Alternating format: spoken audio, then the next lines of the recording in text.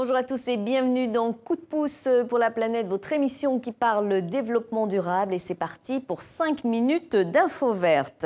Et l'on commence tout de suite par notre traditionnel coup de presse. Cette semaine, le projet de nettoyage des océans bientôt en marche. La fin du gaz de schiste en Algérie. Enfin, les hérissons vont-ils disparaître? Tour d'horizon de la presse avec Mylène Girardot.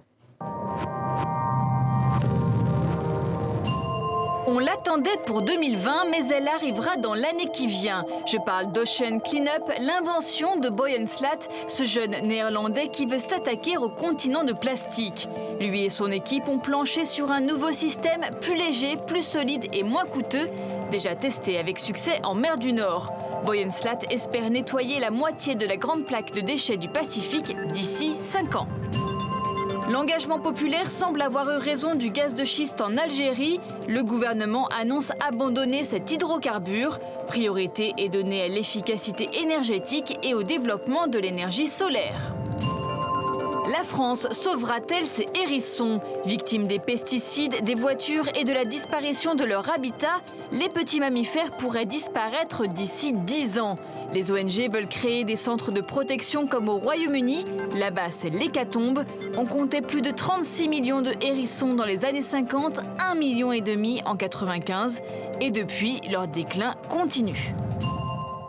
Place maintenant à notre coup de pouce. À la fin de l'année, la plus haute tour solaire du monde actuellement en construction dans le désert israélien Hachalim va entrer en fonction. Ce projet à la technologie inédite qui dessine l'énergie solaire de demain alimentera 120 000 foyers. Reportage Franck Genozo et Giona Messina. Un océan de miroirs posé au beau milieu du désert israélien. Avec en son centre la plus grande tour solaire du monde. Haute comme la tour Montparnasse à Paris. Au pied de l'édifice, les ingénieurs ont installé 50 000 de ces panneaux solaires. L'équivalent de 300 terrains de football. On les appelle des héliostats. Des miroirs qui ont été positionnés au centimètre près. Si on ne fait pas ça de façon précise, on aura des problèmes. On aura des problèmes d'ombre entre chaque héliostat. On aura des problèmes de collision aussi. Car les héliostats ont pour mission de réfléchir la lumière vers le sommet de la tour où les rayons chauffent à 600 degrés de l'eau dans une chaudière géante dont la vapeur va produire de l'électricité. Pour obtenir ce résultat, il faut que les miroirs suivent parfaitement la trajectoire du soleil. Ici, l'image est accélérée car il bouge en réalité de façon quasi imperceptible. Toutes les 10 secondes. À l'œil nu, il sera très difficile de les voir bouger.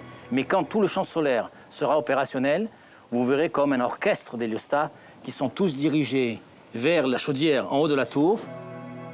D'autres tours sont actuellement érigées à travers le monde, au Maroc, au Chili, et bientôt en Chine et en Afrique du Sud.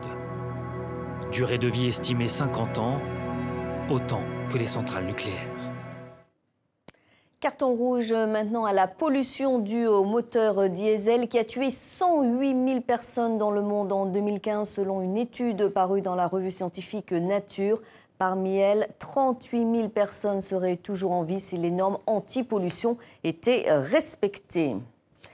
Pour terminer, si la lagune d'Atezcatlampa au Guatemala était autrefois un vaste plan d'eau turquoise très prisé par les touristes, ce n'est plus le cas aujourd'hui, comme en témoigne cette image. La lagune, victime du changement climatique, a disparu. Il ne reste désormais plus que des coquillages à sécher. Autre conséquence, la vie des habitants de la zone a aussi été affectée. Les pêcheurs n'ont plus rien à manger. C'est la fin de votre magazine Coup de pouce pour la planète. Rendez-vous la semaine prochaine pour un nouveau numéro. D'ici là, prenez soin de la planète. Très bonne suite de programme sur TV5 Monde.